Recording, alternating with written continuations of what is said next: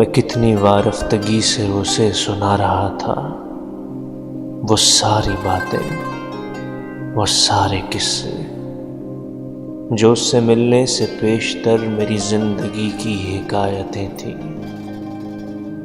मैं कह रहा था कि और भी लोग थे जिन्हें मेरी आरज़ू थी, मेरी तलब थी, कि जिनकी मुझ पर रिनायतें थी।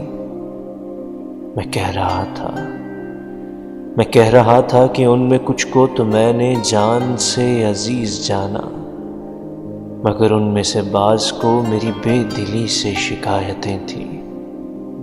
मैं एक एक बात, एक एक जुर्म की कहानी धड़कते दिल कांपते बदन से सुना रहा था, मगर वो पत्थर बनी मुझे ऐसे सुनती रही कि जैसे मेरे लबों पर किसी मुकद्दस तरीन सहीफे की आयतें थीं, किसी मुकद्दस तरीन सहीफे की आयतें थीं।